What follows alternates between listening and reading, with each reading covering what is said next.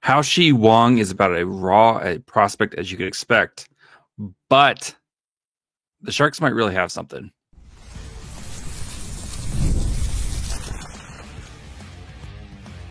You're Locked On Sharks, your daily podcast on the San Jose Sharks, part of the Locked On Podcast Network, your team every day.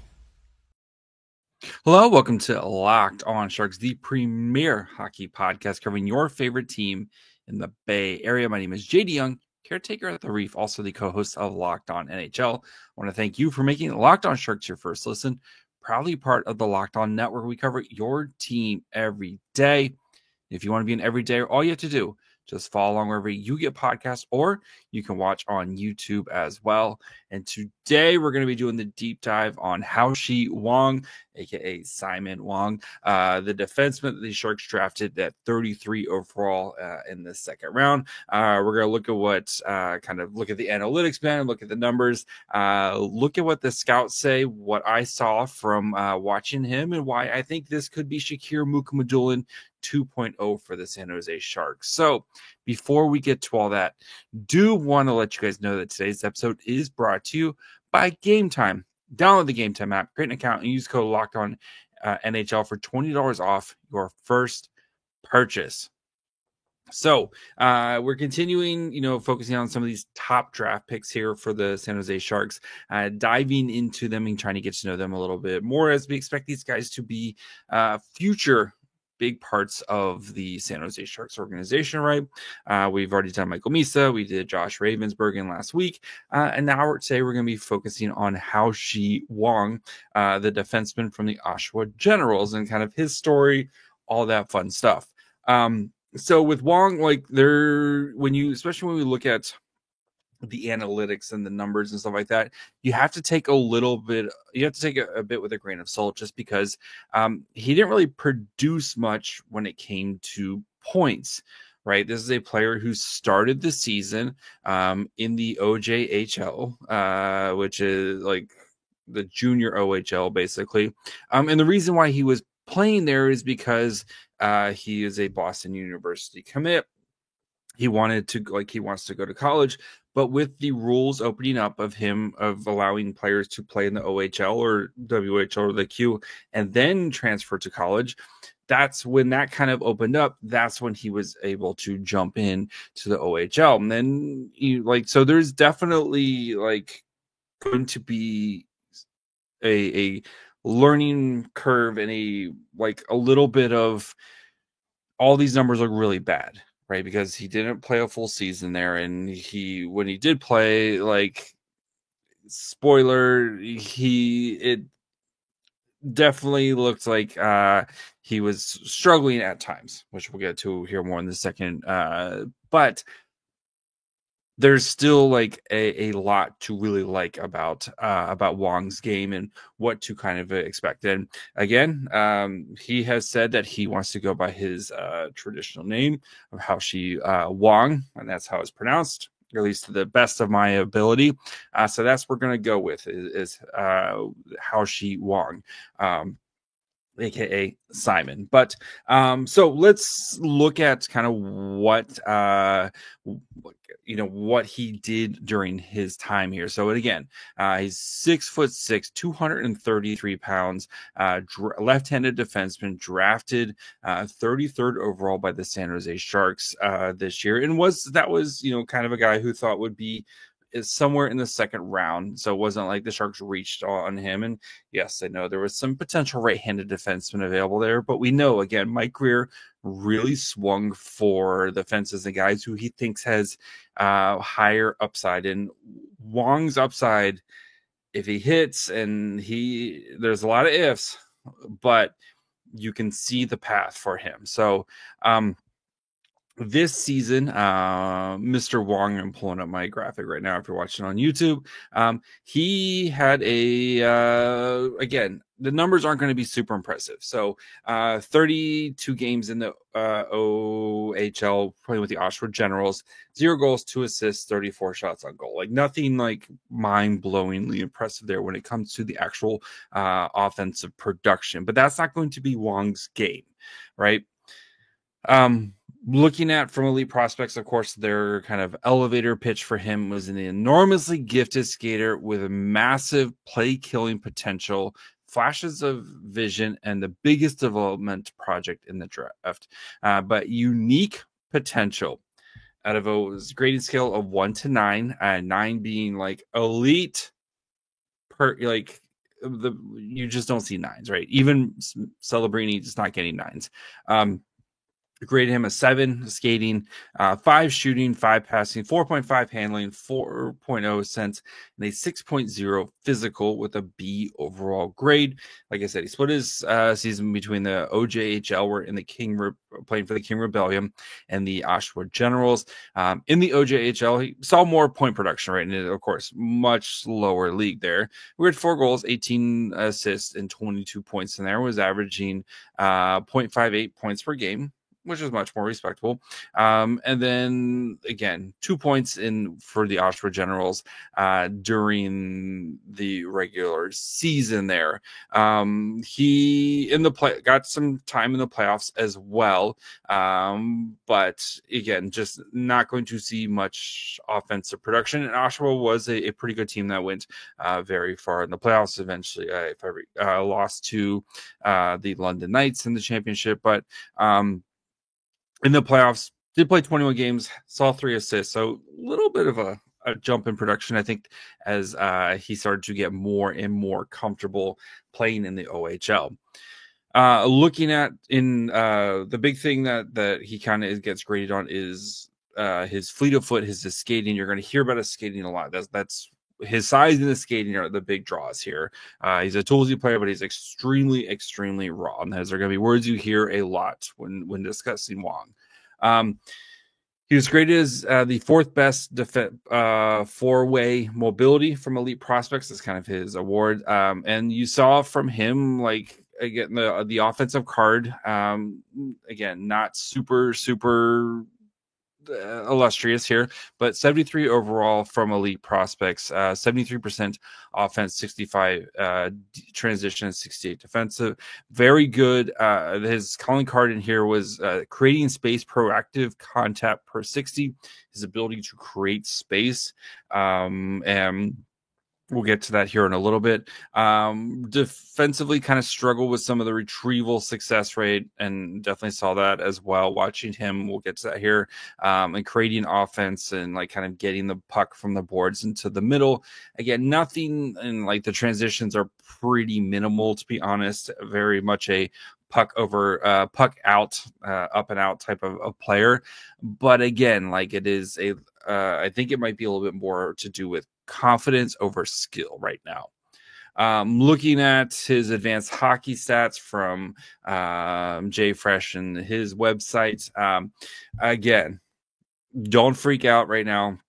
0% chance to become a star player for them is a top 18.5% WAR over 82 games. So like basically top line type of player, and 3% chance to become an NHL. That's a player who plays 200 games with a positive WAR. This is because, again, the data that they tracked mostly in the very low league in the OJHL, and not producing a ton of points in there. That's why these numbers, like, it's very points driven for these metrics here. Same thing when you look at Byron Bader's model, where they have a 4% star probability and a 22% NHLer probability. Again, with most of his data kind of coming from the OJHL.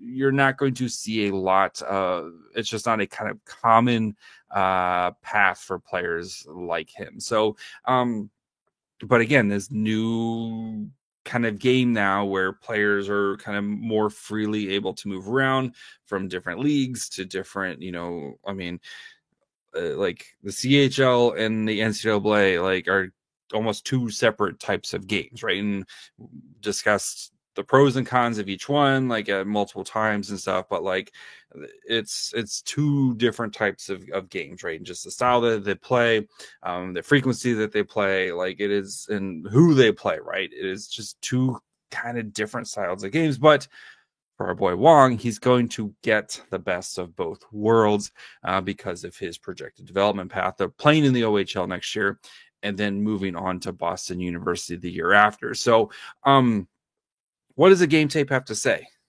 for Wong, right? I mean, the production's not there, so why did the Sharks draft him? So we're going to get to that here in a minute. We're going to review what some of our friends who have said about Wong and his game, what I saw, and then my viewings of him, and then we'll talk about kind of his timeline and why I think this could be a Shakir Mukhamadullin situation coming up. So we'll get to that here in just 1 second. Summer's here, which means, of course, going to go see cool events. Maybe you want to go to a baseball game. Maybe you want to go get tickets to a concert. Whatever it is, Game Time has got you covered. If you're going, maybe you want to go see the Giants play, even though things aren't going well for the Giants. They've got you covered because the easiest way to grab last-minute tickets without the stress. And with the money you save, you can splurge on food, drinks, merch, or even invite a bigger group to come with you. Game Time makes it possible. Game Time makes buying tickets fast and simple. Prices on the app actually drop the closer you get to first pitch. They've got incredible last-minute deals, clear seat views, and the lowest price guarantee that takes the worry out of buying. Or maybe you want to go catch a concert. My wife finally getting to go see Backstreet Boys, something she's dreamed about since she was a teenage girl. Used Game Time to go find tickets at the Sphere. Made it simple. She really liked the seat view thing, especially because she was a little worried about with the Sphere, the big screen, a little worried about maybe if that might get motion sickness, all that fun stuff. She was able to find great tickets. Her and her friend are going next month, and they're going to have a blast. So take the guesswork out of buying tickets for Game Time. Download the Game Time app, create an account, and use code LOCKEDONNHL for $20 off your first purchase. Terms apply. Again, create an account, redeem code LOCKEDONNHL, LOCKEDONNHL for $20 off. Download the Game Time app. Last minute tickets, lowest price, guaranteed. All right, before we continue, of course want to thank you for making Locked On Sharks your first listen. Again, I know we're off season mode. We're down to 3 episodes a week, but that doesn't mean we still don't have great stuff coming for you. We have some great interviews coming down the pipe. I always forget which one it is. Anyway, we have great interviews coming. We're going to start, of course, gearing up for the new season, which will be here. Training camp will be here sooner than you think. So make sure you're following along wherever you get podcasts. And, of course, you can watch on YouTube as well. All right. What do these scouts think? So let's start with elite prospects. The OJHL might have produced some NHL talents for the year, but rarely do we see flocks of scouts attend one of their games. Yet it happened earlier this season when like 20 NHL executive scouts, etc., came to see Hao-Shei Wang, player who, of course, we know late to hockey. Right. I'm sure you know his story by now, but like player late to hockey, didn't start playing until much later and didn't really kind of start getting into it competitively until his teenage years. Moved from China to the Toronto area. Again, kind of know his story, but so you have to kind of keep that in mind too with everything. But they said, reason why, because of course, it's 6'6" frame and high end skating. It's a rare combination, extremely valuable in professional hockey. And Wang, you get all the advantages of size without the usual drawbacks that come with it. He can flex his lower body, brings his knees over his toes, and drop his upper body at just the right angle to enable fast and smooth lateral pivots, crossovers, and backward strides. Using his gifts, Wang closed on opponents, shook the forecheck, carried the puck across blue lines, and created scoring chances regularly at the OJH level. Looking at a high-impact two-way defenseman, but his transition to the OHL highlighted his inexperience. Flashes of offensive abilities became more infrequent, and the fast pace of play was often too much, making him more of a turnover-prone passenger. The uncertainty surrounding his projection grew. Still, early jump to the OHL helped his career, giving him an indication that he was able to work on to develop a high-end prospect. As the season progressed, he started engaging and walling off opponents more as he refined his defensive timing, and his breakout game improved as well. So they talk about too, kind of where it's again raw. Like that's the term you're going to hear a ton when with him. So, our good friend Stephen Ellis, who we know came on the show, talked about Wong and why he thinks he one of his favorite players in this draft. He says again from the Daily Faceoff, Wong raw is the best way to describe Wong's game. On one hand, it's unbelievable just how great of a skater he is. He's quick, can move in any direction, and can beat smaller forwards. The typical meet the profile of a speedster. He just simply don't find builds like this. Again, that unicorn type of build of a guy who's 6'6" and can move the way he can move. It's just not something you see. That is why the Sharks drafted him, because they think they can take a 6'6" guy who can skate wonderfully, and their team can get the best out of him. So, he's an absolute play killer, and even though he only had 2 assists this year, he has a decent shot. But Wong is still a work in progress. Wong was prone to turnovers this year, with some scouts questioning his hockey sense. He could dominate the slower pace of the OJHL, but it looked like his decision-making lagged behind throughout the OHL regular season. Wong seemed to improve come playoff time, but his inability to step in and catch up quickly likely hurt his draft stock. Didn't really. He's picked 33rd overall. So full year in the OHL could do wonders for him. Wong showed a more prominent role of the Generals, who still look like serious contenders again after 2 straight trips to the championship series. Wong needs to show he can make quicker decisions with the puck while shutting down opponents with ease. He's got the size, but he's got to use it. From here, he'll head to BU, a school that has no issue churning out quality defenders year after year. We'll get more to that here in a little bit. And then from the Hockey News, Spencer Lazary. So he wrote his scouting report, 6'6", 209 pounds. Wong is a monster of a man. He gained a lot of attention after starting his 24-25 season in the OJHL, and then joined the Generals in the OHL and made the most of his opportunity. He didn't go to score 10 points from the blue line, but his presence will be felt. He's very good at using his size as advantage. He's also mobile, can use his speed to break up plays. Scouts would consider him to be a two-way defender, but he's more steady in his own end. Has some offensive talent, can join the rush and make a great pass. He's an intelligent player. He's only going to get better as he matures. Thanks to his great skating, he can join the rush and is able to get back to disrupt any plays in his own zone. Over the course of the time in the OHL, he's grown a lot. Keep that in mind. And started making mistakes and wasn't as confident with the puck. However, he stays in position, makes fewer mistakes, is more confident with the puck and his stick. With a player like Wong, it's going to take a few years before he's a full NHL ready, but the Sharks draft him with the idea that he may require more time, grow as a player, but they're betting on themselves that they can basically find the best out of him. So, watching Wong. So I watched a couple of his games, right? I watched one kind of near the beginning of his performance. I watched one later on in the season. And first of all, you definitely saw a lot of growth in that time. Very much a stay-at-home type of defenseman. Like, he's always kind of the first one back.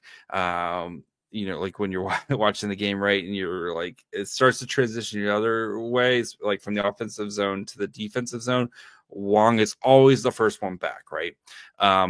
You see the skating. You see the skating and how quickly he can kind of generate power and generate speed. Still a little bit of a baby giraffe out there at times where you would see him try to pivot. And it very much reminded me of Shakir Mukhamadullin, who we'll talk about more here in a minute, where you saw him start to pivot and he kind of ends up on the ice, right? And that's, again, not to, like, Wong's still an exceptional skater, but I think it's he's still getting used to his own body type of thing, right? Which is fine, right? He's 17. I don't think he's turned 18 yet. He's still getting used to his own body. Most of us who are listening were probably also very awkward in your teenage years. Even if you were an athlete, you probably still were pretty awkward in your teenage years. And you saw that from him. I do think, though, the confidence, like the big thing I say why it's a confidence over skill issue when you come, especially when in the offensive zone, because in some of the later games I watched of him, you started to see these little flashes of plays in the offensive zone where he makes these little reads and he makes these little subtle passes, and he finds an open guy that kind of creates more and more offense. But right now, or at least this season, he was very much focused on playing good and solid defense, which I have to say, I think he did play good and solid defense for the most part. The physicality, you saw that there, right? Of course, when you're 6'6" and 220 pounds or whatever he is, like, you are bigger, you're bigger, faster, stronger than everybody else, most other players on the ice, right? And he used that to his advantage. And you saw him clearing the crease, like coming in almost like a wrecking ball, just destroying a forward trying to set up in front of the crease. And Wong just kind of came in and would take a guy out on multiple occasions like that. Like, you saw him come flying in and doing that, right? He's going to have to learn a little bit more better technique as he plays guys who are closer to the same size of him. But generally, I mean, he's going to be one of, if not the biggest guys on the ice, like, even, as he continues his career. So, but playing well, like along the boards, and you saw some of the shiftiness behind the net, and, kind of creating some space there. But a lot of the times, like, he looks for like the simple play. And even if it's just up off the glass and out, which is, again, I think it's probably more of a confidence thing than a skill issue. And I think as he continues to progress, or hope that as he continues to progress, you see less of that, which, again, you're going to see that sometimes, but you see less of that, and you see more of him try to just kind of carry the puck and keep the play going there. So, but the skating and like, again, just his ability to move and cover space, that's right there. That is why the Sharks drafted him, because it's something to watch, just how quickly he can get from point A to point B with effortlessly at times, like effortlessly to get from one spot to another. And you almost lose track of him, because it's like he plays, is going to sound weird, but he plays like a much smaller player because of the way he skates. Again, like, he skates like a much smaller player. But then then he kind of stands upright, and then, oh yeah, he's 6'6" type of player. He comes in and clears a dude out type of thing because he's 6'6" and 200+ pounds. So, but yes, this though is a player, as we're going to talk about here in a second, that is going to take some time. And the more I watched him, the more he reminded me a lot of Shakir Mukhamadullin. And we're going to talk about that and talk about his path here in just 1 second.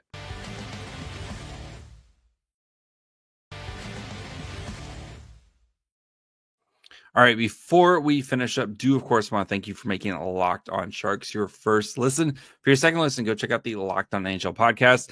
Even though we're down to 3 episodes a week here at Locked On Sharks, Locked On NHL still covering you 5 days a week. We're bringing you the daily league-wide stories that matter the most with local coverage you love from Locked On. Find Locked On NHL on YouTube, wherever you listen to podcasts. Okay, Shakir Mukhamadullin 2.0.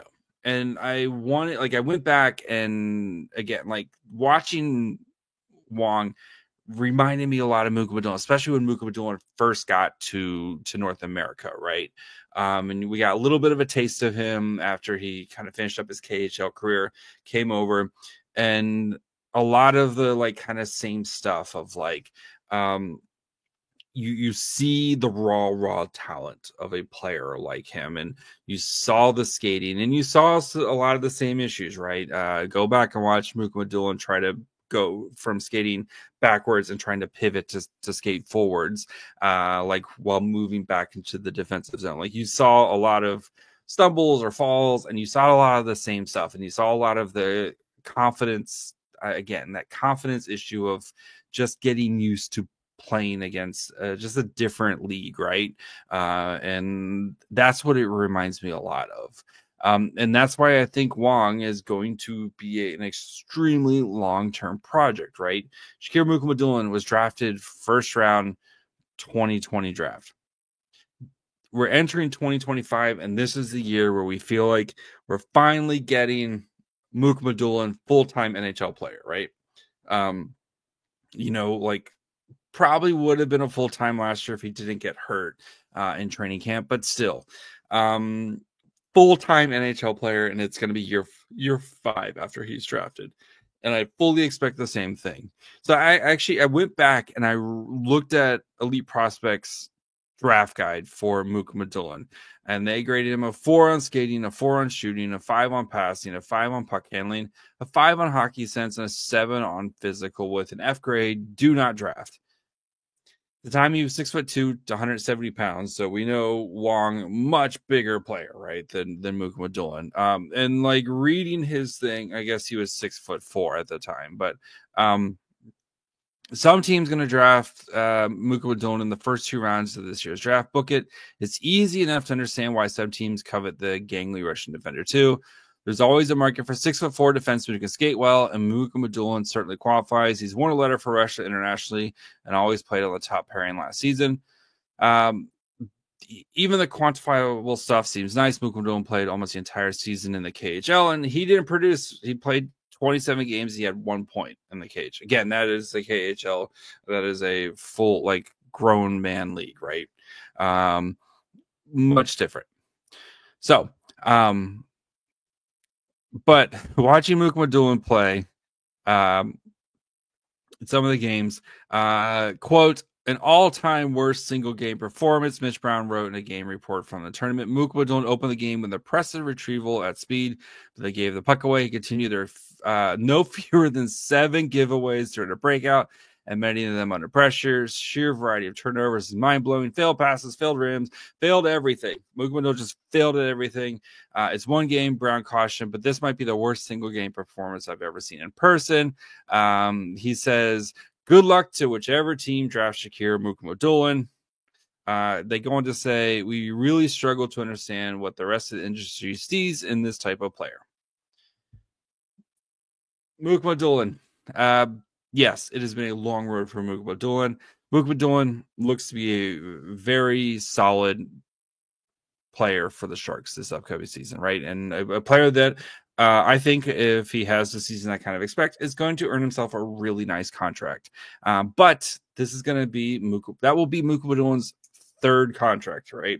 And the Sharks didn't draft Mook Madulin. Of course, he was drafted by the Devils and came to San Jose with the Timo Meier trade. But still, like, I could expect a lot of the same stuff for Hao-Shea Wong, where a player that is right, we know he's going back to the OHL, and I expect him to make big strides in the OHL this year on what's going to be a good team with Oshawa, and I expect to see that offensive production jump. I'm not expecting a Sam Dickinson 90-point type of thing, but like you would expect him to see some more offense, maybe get that first goal.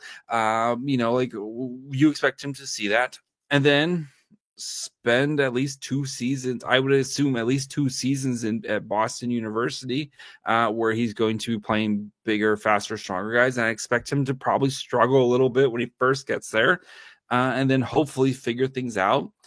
And then probably spend 2 seasons in the AHL with some, at least 1.5 seasons in the AHL with like kind of half a season of the NHL mixed in there as well, before we finally see him ready to kind of make the leap and be a full-time NHL player. So most likely we're not seeing Hao-Shea Wong making an NHL impact for 5 years now.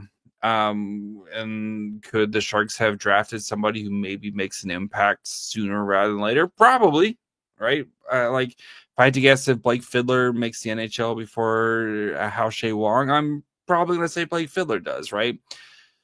But again, that ceiling with Wong, and yes, there is some uncertainty. There is definitely uncertainty with him, but that ceiling with Wong of a guy who's just a beautiful skater, is going to help shut things down defensively, who can cover ice, and just, again, eliminate players in the defensive zone. That's what you're getting with him. And yes, it definitely goes against my defenses for nerds, go score points. But having a guy like Wong, and then if you pair him with a more offensive guy like a Luca Cagnoni or whoever, one, I want to just see that combination out there. But two, is going to, especially a guy like Wong, who's going to be more of that stay-at-home defenseman, right? Is going to be the first guy back. And again, when you're 6'6" and you can cover the entire sheet of ice in 3 strides, that allows guys like Cagnoni to hang on for that half a second more to try to make that one play, right? Or to try to kind of generate that offense and allow those guys to kind of free them up, because you have an eraser, what you hope to be an eraser, and how she Wong in the back. Yes, we'll see. It's going to be a long road for Wong, and you're probably not going to see a ton of the during the season we do the Sam Dickinson, like the Locked On Player of the Night, and it's a bunch of Sam Dickinson with like 3-point nights. You're probably not going to see a bunch of Wong posts like that, but I think a full off season, knowing where he's going to be in the OHL and kind of knowing his role, and being able to grow in his role, I think we're going to feel a lot better about this pick a year from now when he gets ready to go to Boston University than maybe people did on draft night. So that's going to be it for me today. We'll be back later this week, as we'll probably continue to start kind of reviewing some players, and of course, looking ahead to the next season. So make sure you follow along wherever you get podcasts. And of course, you can watch on YouTube as well. Follow the show on Twitter, Facebook, and Instagram at Locked On Sharks. Follow me on Twitter and Blue Sky at My Fry Hole. Till later this week. Bye, friends.